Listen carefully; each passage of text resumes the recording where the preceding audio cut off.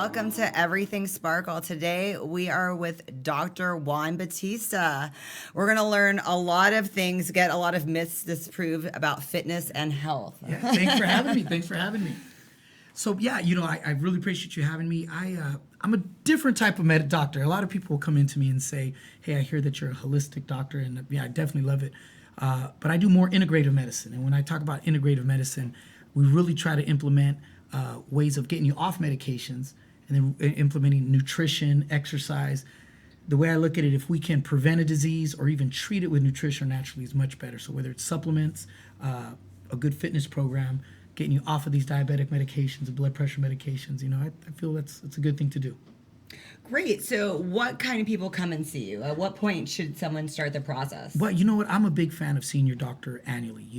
People, there's a myth that as we get older, things happen. No, it's not necessarily true.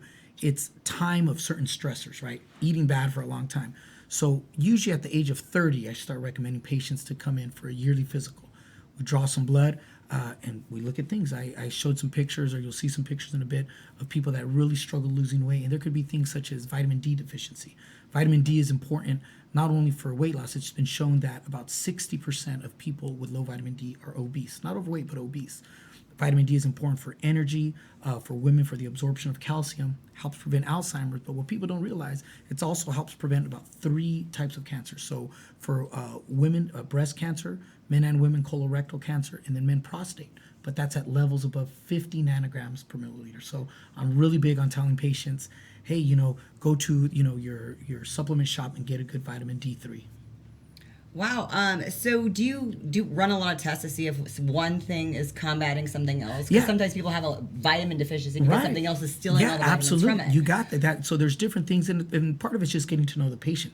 So most patients actually don't come in just for a physical. Most patient comes in, and I'll say the most common I get is fatigue. I'm just so tired. Or I can't lose weight. I've been running on this treadmill for 6 months and I can't lose weight. That's part of the problem, but the other things, there can be factors, metabolic factors, low vitamins, anemia. Some people have things called insulin resistance, so we'll check a test and to see if their insulin and C-peptide's high. I know those are nerdy words, but what that basically means, if your insulin's real high, you're always going to be tired, metabolism goes slow, and anything you eat is going to be absorbed. So those are all things that we check. And so if a patient has hyperinsulinemia, then we really want them to go get a nice meal plan. I'm not big on diets. I'm big on nutrition, getting people eating properly. If Sparky, you tell them, hey, we're going to Vegas in 2 weeks, then we'll get on a diet, right? Those are short term. But what I really like people to get into is a good nutrition plan and understand why they're tired. Why are they drinking 3 or 4 energy drinks a day? Is it because of their sleep? Are they not sleeping properly? Those are all things that I like to look into. What about when people are always blaming it on their thyroid? How true is that? So thyroid dysfunction is definitely real, tends to run in families, but I don't know the statistic, but in my practice, it's probably less than 5%. Right. So yeah, it's probably less than 5%. For the most part, it's other contributing factors. So sleep, especially people that are trying to get in great shape, their physique, sleep is that important. As our cortisol level goes up, certain other things go down, such as tryptophan. We talk about these things, tryptophan. And tryptophan is very important for serotonin, very important for melatonin. What is tryptophan? Yeah, so tryptophan is an essential amino acid, meaning it's an amino acid that we get only from foods. So we tend to get this, everybody thinks about turkey, but it's really, you get it mainly from nuts. So Brazilian nuts, almonds, things like that. And if our tryptophan is low, then we won't have enough serotonin. Serotonin is that hormone that helps us feel good, right? Doctors will give SSRIs, selective serotonin reuptake inhibitors, for people that are depressed so that their serotonin hangs out longer. Other things that we'll give is melatonin, because again, tryptophan will also make melatonin. Melatonin is to help for sleep. But not only is it important to get enough tryptophan, or these healthy nuts, or we get from the Mediterranean type diet, but stress or cortisol will block tryptophan or block that synthesis. So it's important, if a guy comes in and says, hey, Dr. B, I need to boost my testosterone, or hey, I need a B12 shot. Sometimes it's actually, you need some sleep. You need to incorporate getting good sleep 2 times a week, or maybe you need a de-stress, go get a massage, things like that. Incorporating that into your routine, just like we incorporate cardio, or for many people that don't like to do leg days, today's leg day, well, maybe you incorporate sleep and stress. And eating nuts. And eating nuts, I'm a big fan of, when I see meal prep, a lot of people will come in, they meal prep and they look great, but they feel horrible. And I see 90% of meal preps, you'll see, chicken, rice, broccoli, chicken, rice, broccoli, chicken, rice, broccoli. Well, first, there's a couple of nutrients that are missing there, especially like vitamin C. People that are lifting need vitamin C. But the other one is healthy fat. And when I say healthy fat, I'm talking about avocado, almonds, pistachios. So everybody that meal prep, and I get mine from a local meal prep as well, but I always add about 5 almonds per every meal. And that's something I learned from some of my guys at Flex Factory, increasing those healthy fats. Wow. Okay. So when people come to the meal prep, you're like, this is what's missing when they show you their boring chicken. Yeah, and so sending to a dietitian or a nutritionist is very important so that they can really work on that. I usually get it from the blood side. So people will come in and again, they say my thyroid's out of whack, right? Right. Or I'm low in testosterone, or I need to up my testosterone. Now I look at their levels and say, actually, no, your testosterone is great, but your cortisol might be really high. You mean it's a stress type hormone? Right. Or it might be very low because you're burnt out. So those are the kind of things that we try to incorporate. Okay, so what oils should we be including? I know you're a big fan of the apple cider vinegar. What else should we be putting in our foods? Yeah. Okay. What do you recommend? So, well, y'all go back, discuss apple cider vinegar. That's Jumped okay. ahead. That's all right. That's not a no. But I am a fan of apple cider vinegar or vinegar in general for several reasons. In our American diet, we tend to have a lot of starch, especially Hispanics. We tend to eat some tortilla. Then, of course, bread is big in delicious. And so what I tell people, apple cider vinegar has been shown to decrease the absorption of starch by about 30% if taken right before you eat. So that doesn't mean you can have 30% more potato, right? But this way, if you're really struggling with some of those starches, it might help you out. So I don't tell people apple cider vinegar will help you lose weight, but it may help you control your absorption. So is it better to take right before a meal or on an empty stomach in the first thing in the morning? Because I've heard both. Yeah, so for the vinegar, you're supposed to eat it right before a meal. I think what you're thinking, first thing in the morning, there are some naturopathic doctors that will recommend not a warm, but room temperature glass of water with lemon. That you do first thing in the morning to kind of get your metabolism going. Just be careful because you have to go potty very soon, so it gets things going, so. Right. Okay, so what are the oils that we should be adding in those like meal preps? Right, so again, it depends what type of meal prep you're doing. A very popular meal prep right now is this ketogenic diet where people are in ketosis, right? Right. And so people that are in ketosis, and I'm not saying I'm for it, I'm not against it, but it's very important for people to know what supplements they need to be on. So everybody that's on this ketogenic diet needs to be on vitamin D. They need to be on MCTs, right? Which again, you could get at Flex Factory and whatnot. They need to be on a quality omega-3, a fatty, like a fish oil, so to speak.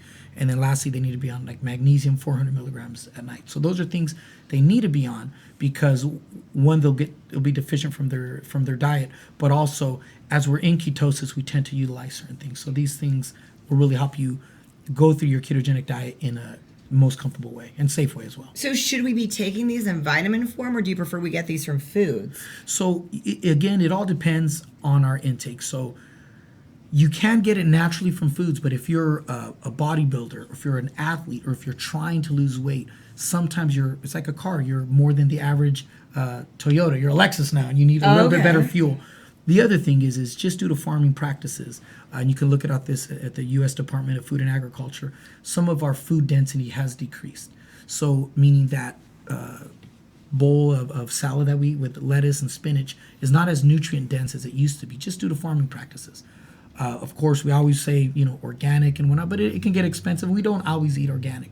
So for most people, and this is something that was just published by JAMA, the Journal of American Medical Association, they actually just posted and they switched the role and they said actually most Americans could benefit from supplements. So in the past, we really said you can get it from foods, while our medical community is now kind of catching up and saying many Americans should probably supplement. The American Heart Association will say if you do not eat fresh fish twice a week, then you should probably be on a good fish oil. Yeah. Okay. What about liver detox? Liver detox. Okay. Yeah. So that kind of goes more into this functional medicine that I do in integrative medicine. I am a fan of liver detoxes for the right people. So many people again will come in with fatty liver disease, and fatty liver disease is not caused by fat, but we know now by processed sugars. And there are certain things such as milk thistle, N-acetylcysteine, selenium, that can help your body kind of detox. They're just strong antioxidants. And these antioxidants help your body as you make those changes, becoming healthy, speaking to a nutritionist or a dietitian, and getting on a good plan. Kind of kicks you into gear, so to speak. So it's not necessary for everyone to do a liver detox? I don't think so. I personally think it's good for people that are, one, changing their lifestyle into a healthy lifestyle, two, people that possibly have fatty liver disease, and then three, people that maybe don't want to be on certain medications and decide that, hey, I want to go on a natural type path.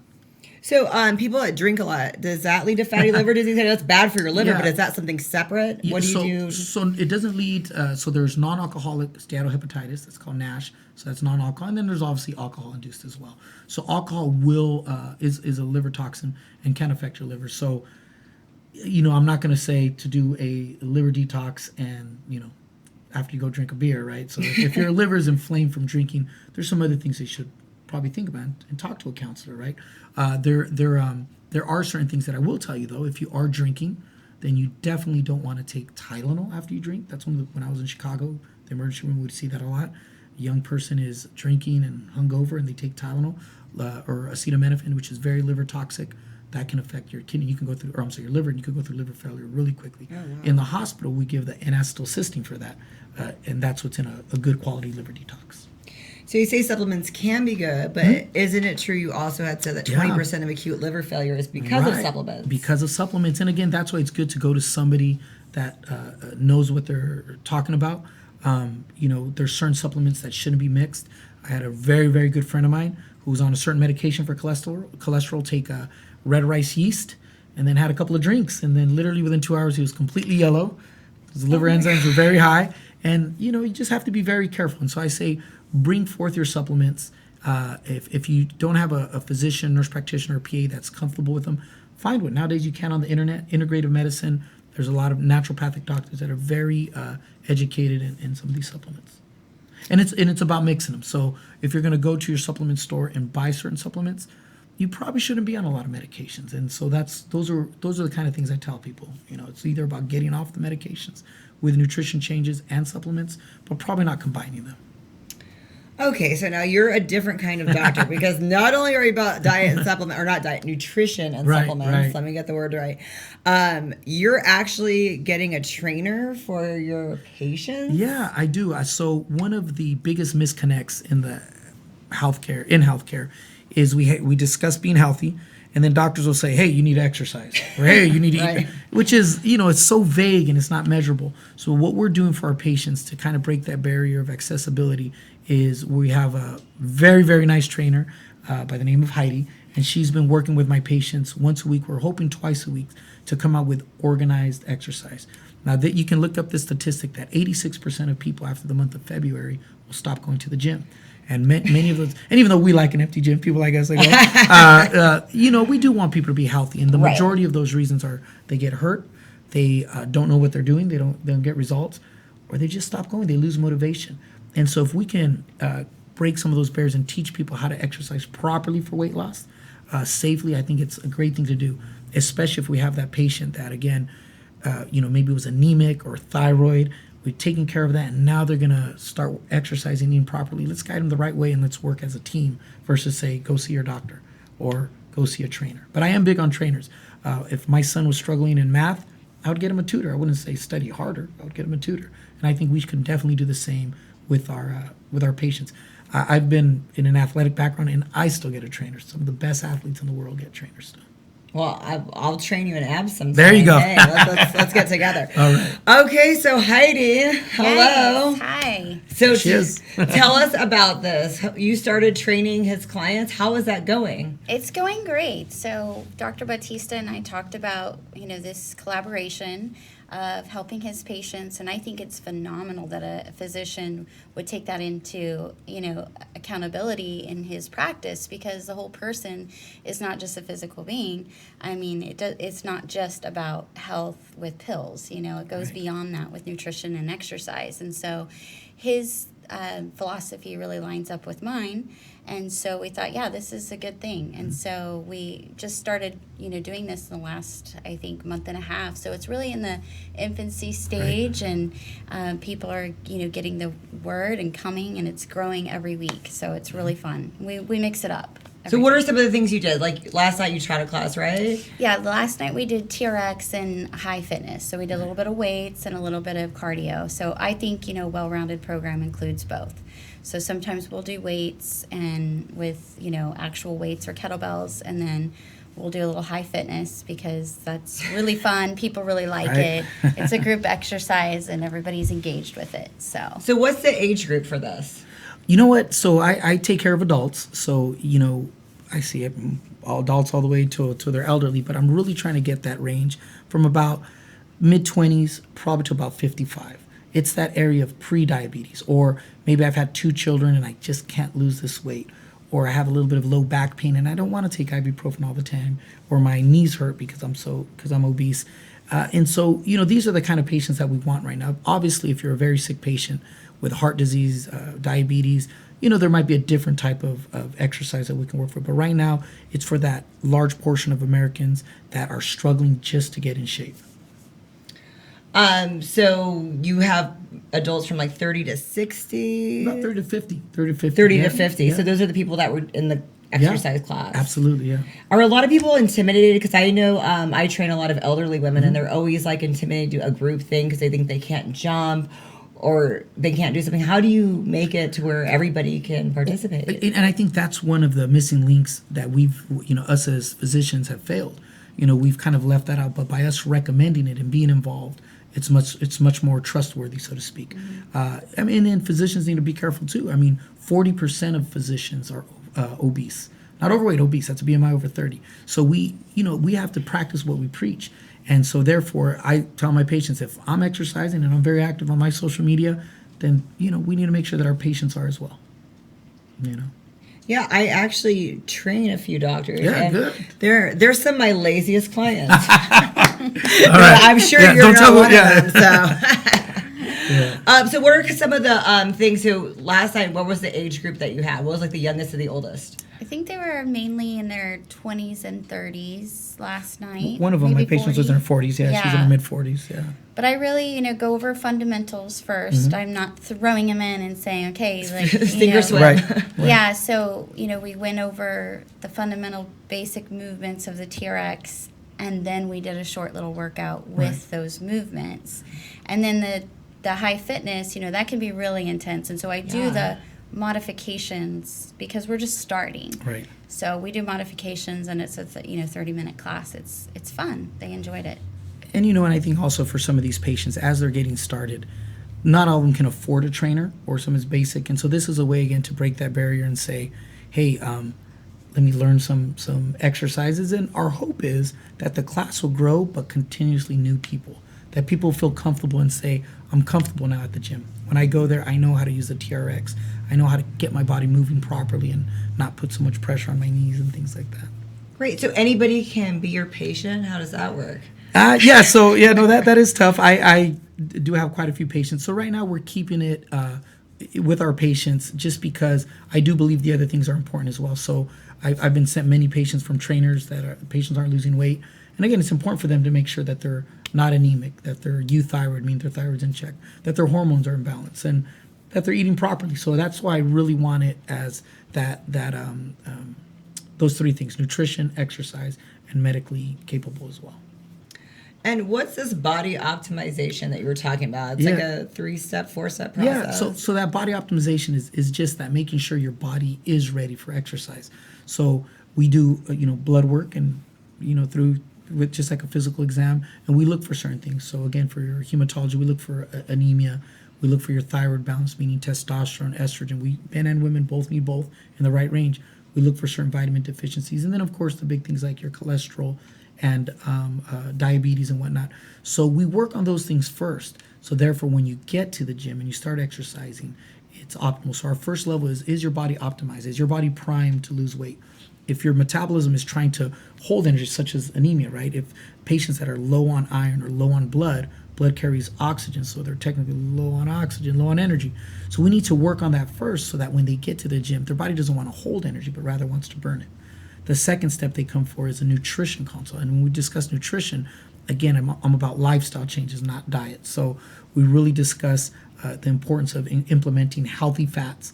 There's so many things out there, such as these fad diets where people will come in and they really put their bodies into starvation modes, which can be detrimental to losing weight, or when they do stop that diet, they gain much more back. So we're really about the healthy nutrition plans.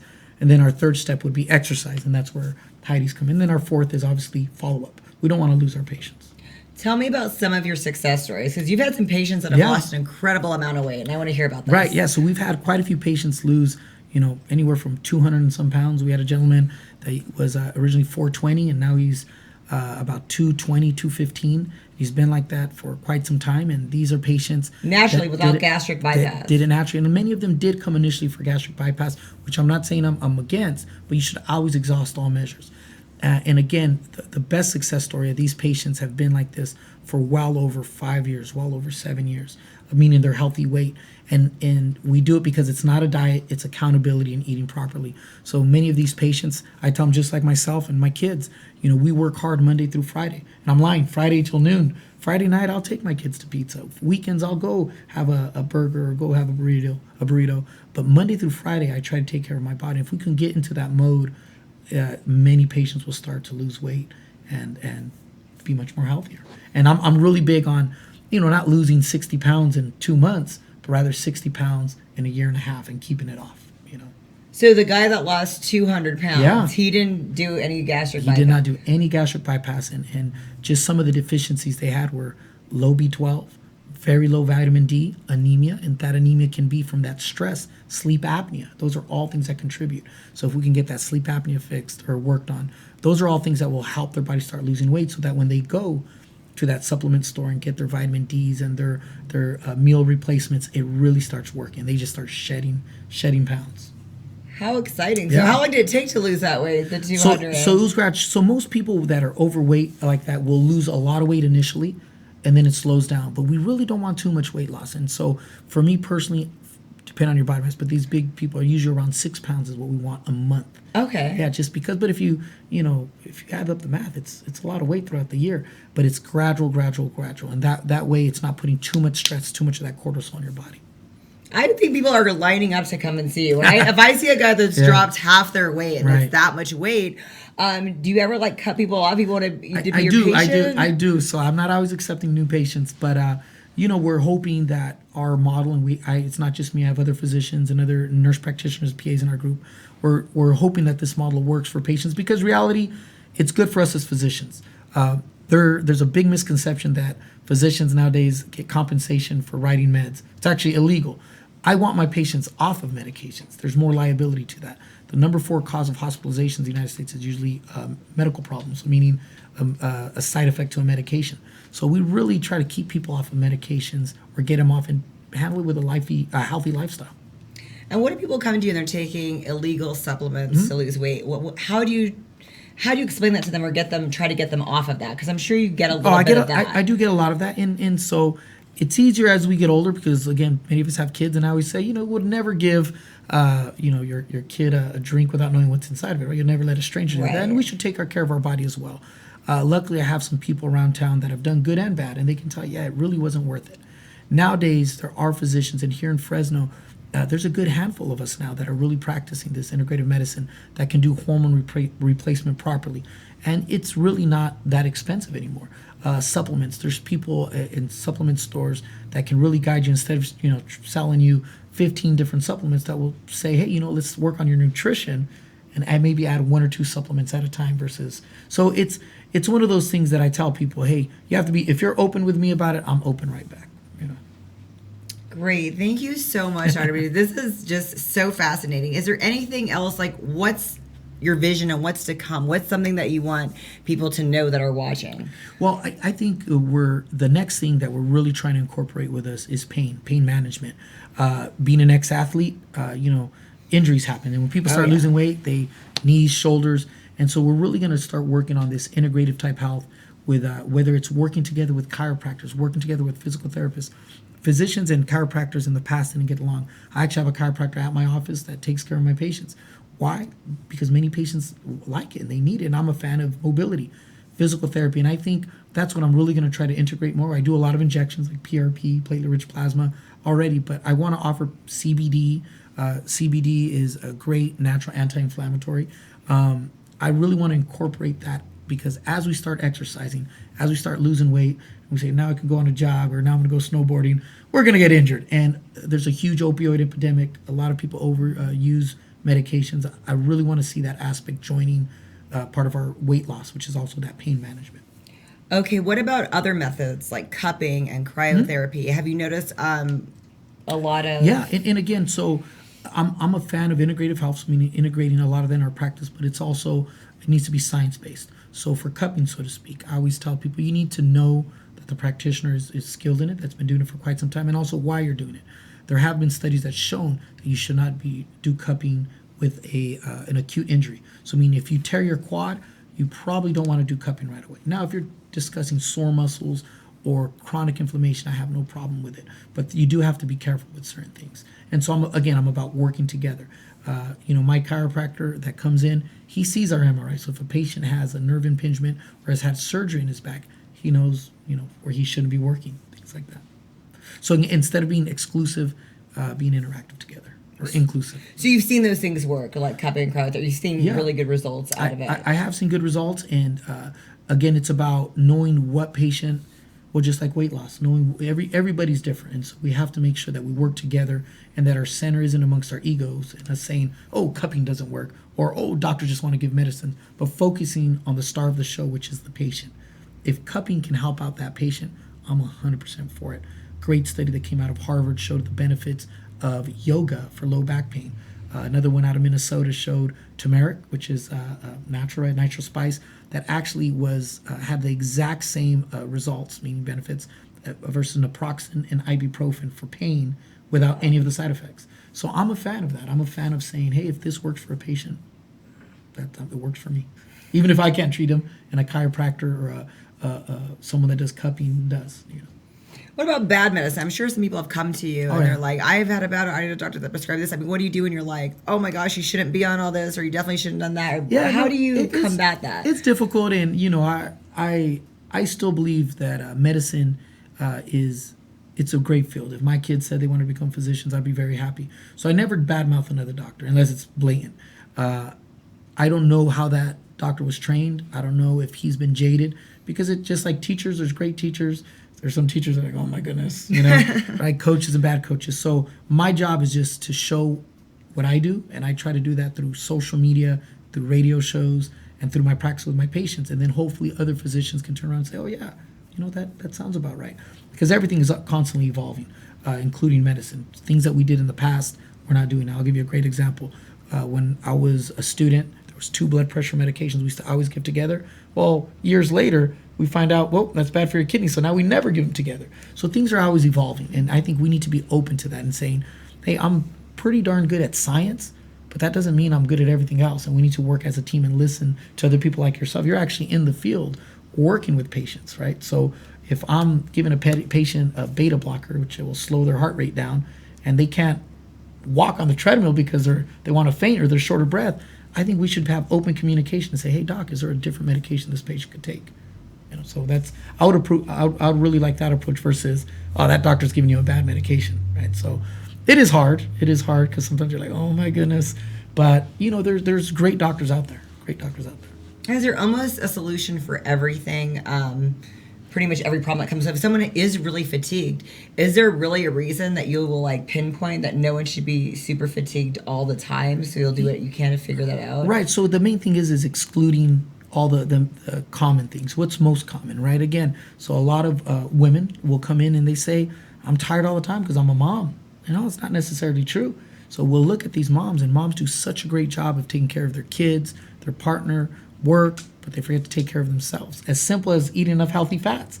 And so we'll look at someone where, no, you're actually very low on B12 or vitamin D, or your cholesterol. If your cholesterol is lower than 150, you're going to have problems making hormones. So we tell people, you need those healthy fats. So the first thing is taking away those common things. And then if we rule all those out and the patient is still fatigued, there are some chronic fatigue syndromes and things like that. But that's a very minute percentage of the population. the majority, and I'm willing to say 98%, there's a reason that's causing that. That's great. And also depression. I want to talk about that before, because you've helped a lot of people overcome that very naturally. Yeah. So what are some of your suggestions? What are some things that you've noticed, some common things? So the common thing, and just published again at Harvard School of Public Health, was the thing about tryptophan. And so they're really starting to treat depression now with fatty foods, and they're recommending omega-3s, omega-3s being fish oil, added to an antidepressant or treated initially. So giving them omega-3s. And then the study was even better when they added the vitamin D. People that are vitamin D deficient have higher rates of anxiety and depression. So getting people, making sure that they're getting enough healthy food so that their body can make serotonin, which is that hormone that helps us feel good. So depression is very real. But again, we don't want other contributing factors such as low serotonin, because of our diet, so to speak, or low vitamin D. So naturally, I would always say is, let's make sure that we take care of those things first. To make sure that our patients are getting enough sleep, they're eating enough healthy fats, their vitamin D levels are optimal if they're taking an omega-3.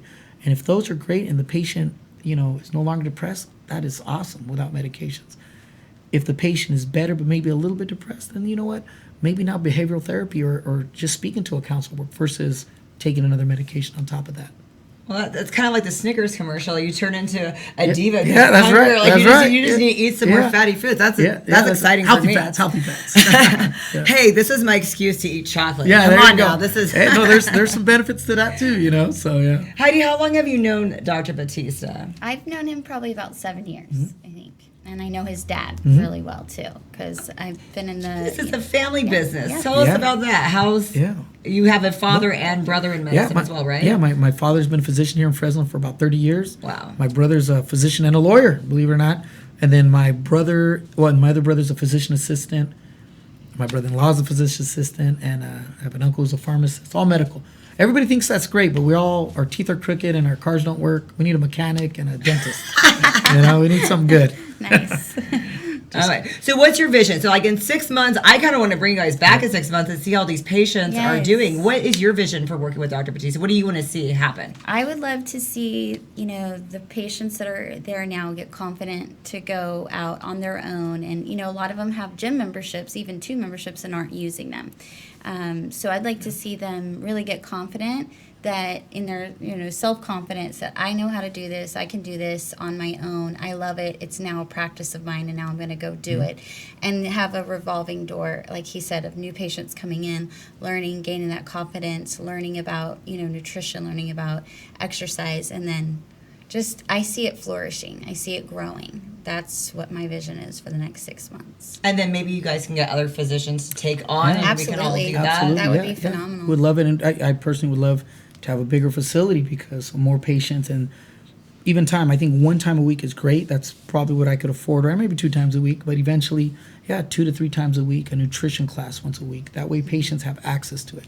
Yeah. You know what I'd like to see, and don't yell at me about this, but I want to see doctors working out with the patients. That'd be fun, and then it could be a challenge. Yeah, hey, we could do more. You can catch me in there. We could do more sit-ups than Dr. Bautista. That would be fun for me. I don't know. That's right. Yeah. No, I was doing some jumps the other day, and someone said, I just kept waiting for you to fall. I go, you're gonna be waiting a long time. You're gonna be waiting a long time. I'm all right. I can do it. I'm all right. Yeah. So no, you're right. It'd be great to work out with our fellow nurses, physician assistants, nurse practitioners, with our patients. Have fun doing it. That's one thing I love about Heidi when she teaches. It's so much energy. You need to have fun.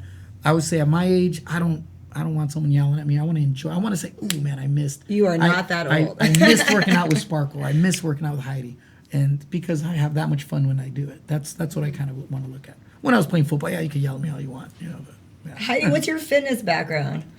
So I actually was overweight at one time in my life, and so I got involved with fitness probably when I was 27. Did you bring any of the fat pictures today? I didn't. Next time I will. I don't believe this, so you need to. I did. I was overweight. I went through a traumatic loss in my life and went on an antidepressant, which was good, but I gained a lot of weight. And then I read an article about exercise, how exercise could help do the same thing that an antidepressant would. So I went that route and was able to, go off the antidepressant and totally fell in love with exercise. And then everybody was asking me, well, how did you lose so much weight? And I thought, well, I should be a trainer because I love helping people. And so that's how it all started. I've been a trainer for, I guess, around 20 years now, 18 years, had a background with it. And so, I was a full-time trainer at one time and then got into the pharmaceutical world, which I love medicine, I love nutrition, I love prevention. Very big on the prevention side. If we could get everybody off medication, that would be great. But I do believe that, medicine has its place. Oh, absolutely, right? Yeah. So I love doctors. My mom was a doctor. Like, this is my passion, to help people. Nice. Well, thank you guys so much for sharing so much knowledge with us. I'm very sad you didn't bring the fat pictures. Yeah. So next time you come back, you're going to bring that. We're True. going to see the success of your patients. Okay. And I want a video of you working out with your patients. You got and it. We'll do it. Yes. I can do That'll that. be my absolute dream. Thanks for having me. I really appreciate it. Thank you so much. I appreciate it. What are you doing tonight? Bye, Sparkle. You're Yes. doing something tonight, right? Yeah, I'm doing tonight. I do a lot of global health and community service.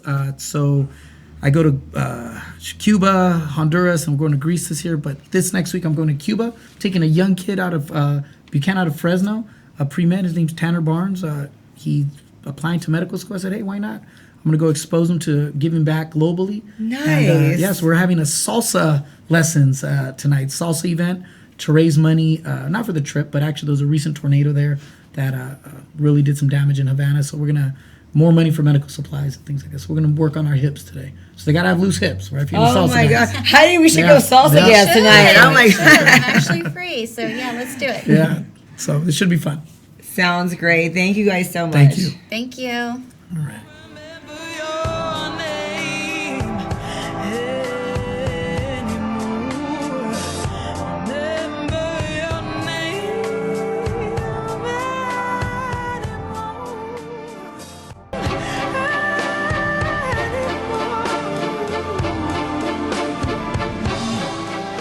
Welcome back, everybody. We are here with Josh Nikitin and Lucas Turpin from the Flex Factory. How's Hi. it going? Thanks for having us. So, explain what you brought. You brought us some goodies. Yeah, so what we have here is we have a weight isolated protein. It's the ISO. It's made by Myogenics. It's filtered out. It's a lot cleaner, so people that are like lactose intolerant, they're able to stomach it, digest it without really having any complications. Has the same consistency as water, as proteins in the past. So like your whey concentrates back in the day, they'd mix up super, super thick. The chocolate would taste like chalk. And not so much the Right. chocolate or the strawberry tastes like straw. But Myogenics has done a really, really great job with the flavoring, the profile of the protein. We also have the Species Nutrition, the Fiberlize. It's a fiber product to help with aid in digestion, also helping with gut health. And also we have the Cuts pre-workout. It's also good for energy, kind of like a fat burner as well. It has L-carnitine in it, so it's going to help you get sweat, get your sweat going. So when should we take this? Am I going to be up all night if I take this at 5 p.m.? There's a chance you might, depending on how sensitive you are to caffeine. Some people are able to take it. Myself, I can take this at 8 p.m. and still stay up. And So what about if you were kind of sensitive to that? Should you take half the dosage? if it's your first time taking any type of pre-workouts, I definitely suggest take half, just see where your tolerance is. If you really don't notice it or feel it, then you can definitely bump up to a full scoop. Awesome. What about this fiber? Am I going to be running to the bathroom, or is that like a slow processed fiber? Oh, Lucas says Yeah, that. it's gonna make you go to the bathroom. Why is Lucas the one answering? You know, yeah. you have experience with this. I do. But yeah, so the fiber, really, it's hard to get it from your diet solely. You can. There's lots of fibrous foods, but as Bautista was talking about, this is a supplement that would be beneficial. You can take it 1 to 2 times a day. We always tell people start with 1, because if you go with 2, it kind of be a big shock, as you were talking, have to go to the bathroom. What it basically does is it helps clean out your body, make sure you're using everything efficiently, and the more you digest and the more you utilize, the more you can eat, the more you can grow. Okay, so I'm going to ask what every girl's thinking about this. Is this going to make me gain weight and be bloated, this whey protein? No, it will not. A lot of people get that misconception that if I take a product like this, it's going to add weight. But like I said, the isolated proteins are filtered out. It's a lot cleaner. it's going to be real light on your stomach. So you're not going to get that bloated feeling or get the bubble gut feeling that everybody gets when they take protein. And it's, like I said, it has the same consistency as if you mix it with water or almond milk, or even if you use regular milk. So you're not going to get the bloated feeling or gain weight off of it. It's definitely going to help promote muscle growth and just help the repair process as well. So people would take a protein drink after the workout, just to start that recovery process, or even as a meal supplement throughout the day. But if you're doing it as a meal supplement, you definitely want to add your carbs and fats that would go in a meal as well, because you're supplementing the protein already. So you could have a piece of toast or a piece of bread with peanut butter on it, therefore your carbs and your healthy fats. Okay, and Flex Factory, why should we go there instead of all the other places? Like, what is so great about the Flex Factory, besides you guys working there? Well, it's the owner and operator is Jim Reyes. It's been in April. It'll be open for 14 years. Oh. We're one of the longest running supplement stores in town. Most supplement stores, pop up and then they kind of just, fizzle out. But we've been fortunate enough to be there for 14 years. Jim, he's been a competitor for over 25 years. We both compete in bodybuilding as well, and the people that work there, obviously we live it. It's not like we're just some skinny guy trying to tell you how to put on weight. If you're skinny, if we're trying to ask for weight advice, how are we going to practice what you preach? And that's what we do. Anything that we have there at the store, we've all at least tried ourselves, so we can give you our opinion on the taste, how it makes us feel, if it does give us the bubble guts, or, for the pre-workouts, if it's too high caffeinated, if you're really, sensitive to caffeine and you know that you're going to go through the roof, we're like, maybe not take this one, maybe go with a little more mild one. Awesome. And Jim gives diets as well, right? Yes, Jim does diets as well. Our diet fee is $150. That's the actual initial startup. It's roughly a startup is about an hour long, and he'll have you write down what you normally eat in a typical day, just to where you can see where you get your calories from, your carbs, your proteins, and fats. And then he's going to map everything out and put it into a whole day's worth of food for you. So he's going to take what you eat and actually put it in to actual functional food, to where you get actual energy. You'll get energy from whether it be rice, whole wheat toast, yams, sweet potatoes, chicken, ground turkey, lean cuts of meat, and also adding healthy fats into your diet, like Dr. Bautista was saying. Did he give you guys diets when you were competing? Going off what Josh said with the diets, the way he does it, he explains the science behind everything he does to you too. So after you're doing it long enough with him and going through different schemes, he doesn't have you do just one diet. Over the course of a year, you'll do different schemes, get familiarized with different diets, and after long enough, he'll just give you the macros or the numbers, and you can kind of play around with the food sources yourself. So people that come in, if they don't know anything, after a few months, they could be, knowing the science and doing it themselves. So it's not like a follow this blindly. It's, this is why you're doing this is the benefits of it, and you can go and you can transfer it onto other people, or mix and match and try it yourself over the course of time. Okay, so you guys were both competitors. Tell me a little bit about competition life. Let's start with you, Josh. Well, I'm actually dieting for the Fresno show that's coming up in April. This will be, feels like my 16th show. I started my first show in 2007. Wow. Back when I was a baby, I was 20. So it was weird going to Flex Factory back when I was open in 07. Jim has been a diet coach, and he does a whole bunch of competitor diets. He's actually the only NPC judge that's here locally in the Valley. Wow. So we also have a posing room that if future competitors that want to come in and have actual real judge's eye, we have a room in the back that will put you through all the mandatory poses, and he'll give you his advice of what you need to work on, or how to change your stance, just to where you can better present your package on stage. But he got me started off in this whole journey, and at first, I was like Heidi was when she was here. I was overweight as a kid, so got into fitness, and everybody was saying, you should do a show. Finally, I said, okay, I'll do a show, and did a show, got hooked. Placed last on my very first show, but it was fine. It was fun being up there. I never thought I would have abs, as a kid growing up, or have muscles popping out. It's definitely an interesting process, trying to trust the process as you go, because sometimes your body just stalemates, it doesn't move, and sometimes that can just discourage a lot of people. But going to someone who's doing your diet like Jim, he's always there to retool your diet, to where if your body does stall out, he'll switch things up to see if we can get it revving again. Nice. Yeah. What about you, Lucas? You don't seem like you've been competing that long because you're really young, right? Yeah, I haven't been. So this will be my second show. It would have been third, but I got sick last year. So definitely don't have as much experience as him, but I have some so far. With dieting, it's all the same diet that you would do or year-round, not diet, but, meal plan that you do year-round. But just certain numbers will be lower, certain will be higher, and then obviously different like energy output throughout the day, and it's just like being as structured as possible. With shows, I definitely don't have as many under my belt as him, but I had like great experience. I finished high school football and I wanted to do something competitive. I didn't go to college for sports, and I really enjoyed lifting weights, working out, so I figured that'd be a cool option. I always looked up to people like that because who doesn't want to look good?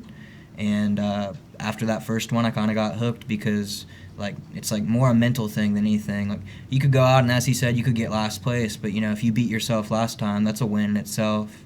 It's about bettering yourself. So it's that sport where it's you get to see who you are as a person.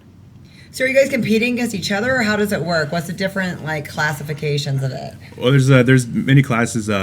Lucas is going to be doing the bodybuilding and classic physique as well. I'm just going to be doing bodybuilding. Classic physique, for being that classic physique is based off height and weight. I'm 5'9", and I think I need to weigh 197 unless they've changed the rules this year. And me at 197 is a no-go. Because last year on stage, I stepped on stage at 220, so I'd have to lose another 24 pounds at least to try to make weight. Wow. So I'd probably look deathly skinny, ill, and people would want to shove a cheeseburger down my throat. But so maybe in the overall we might be competing against each other, just depending on if he wins he wins his class and I win my class. This will be exciting to see. So if there's a little showdown throwdown, we'll see who tops out first. But my money's on Lucas. Right. So. But it's actually happened before where I've actually been in an overall with a couple buddies, and when you do the pose down to music and you're out there trying to get the crowd pumped up, it's definitely fun being out there with, obviously your friends, and just being able to just laugh on stage and be able to just have that camaraderie to where if you're to lose or if you're to win, that the person next to you is going to be happy for you, and unfortunately I wasn't able to win that one, but I was happy for my friend that took it, and gave him a hug on stage, the bro hug that we all do, and that's so nice. Was able just to walk off stage. But I was proud of him, and I just had a blast. It's definitely fun. Like he said, just challenging yourself and being able to beat yourself every time that goes after that. It's just you against you, because you just never really know who's going to come to these shows. If someone is going to come to the show at 250, people could say, "Oh, you're the biggest guy in the gym." That may be true. There's always someone bigger and someone always better out there. So I just try to... The big fish, small pond. Right. I just always try to stay in my lane, and I just try to do the best I can with, the people that I've surrounded myself with, with the gym at Flex Factory. I've been there for almost 13 years. So it's definitely a home away from home. It's definitely family there. And you're a personal trainer as well. Yes, personal trainer as well. I definitely see you at GB3 all the time. So how does that go, and how are you with your clients? I'm great with my clients. With some of my older clients, I definitely preach on more flexibility, so I'll actually be stretching them out. Because as you get older, there's just that point in time that flexibility and keeping your balance is just the main priority. Yes, building muscle and building strength to where hopefully we don't have any falls goes into play, but flexibility is a huge key. So I try to just stretch out all my clients as much as I can, just to help them with that. And then I am helping a few people get ready for the Fresno show. So it's... So you train competitors and regular people? Train competitors and regular people as well. With that, obviously the training is a lot different.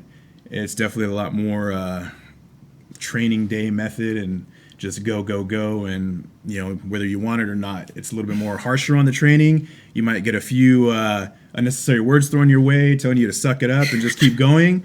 As to where my other clients, who are just trying to do it just to, better their lifestyle and healthy living, just, definitely a little bit more easier touch. I'm not as Jillian Michaels on them as I would be with my clients that are competing. But I'm definitely just, geared more towards, what they're going for and just helping them just better themselves, with my clients that are just there for maintenance. Lucas, are you any plans to be a personal trainer? I mean, yeah, that's definitely something I'd aspire to. I mean, seeing Jim do the diets every day and have him explain the workouts, and working out with Josh, I've learned a lot, and I feel like that'd definitely be something that I could get into and turn into a career in the future. And then on another point with what he was saying with the show and the categories, so like for men at least, they have 3 different ones. It's physique, the board shorts, which is supposed to be like the beach look in a sense, and then classic physique, supposed to be a little bit bigger, more like a bodybuilder, but you can fit in a certain weight requirement along with your height. And then obviously biggest, leanest would be the bodybuilding. So kind of like the theory behind it is to start with the physique, and grow and watch yourself go through the categories like throughout the years of training.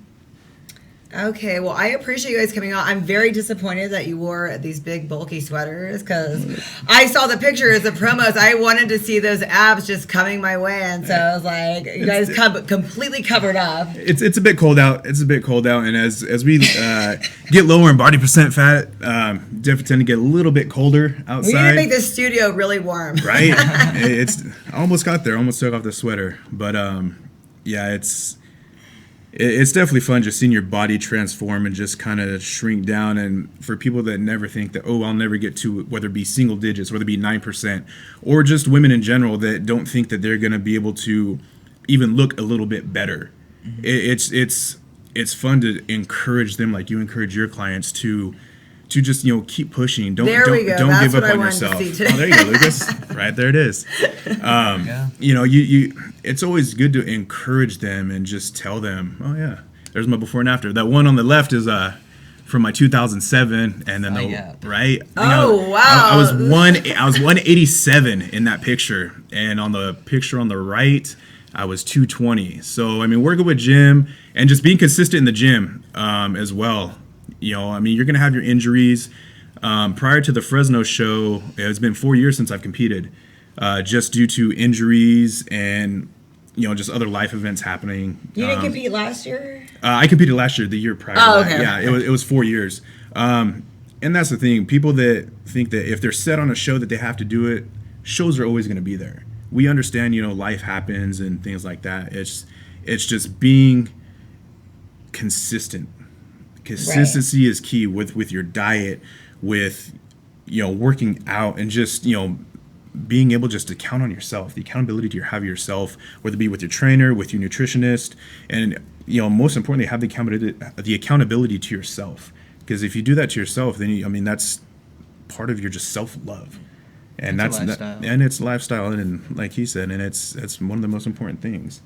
Because then you can, like he said, you can just pass it on to whether it be family, friends, business, right, things like that. Well, thank you guys so much for coming on here. Another friend of the Flex Factory is Ron from Next Level Printing, and he is the one that does all of our graphics. We love Ron. His printing really is the next level. So if you guys want anything printed, go to Ron at Next Level Printing. And thanks for watching the show. Next week we have Jason and Johanna. They're going to share some great tips on how to look beautiful and buff.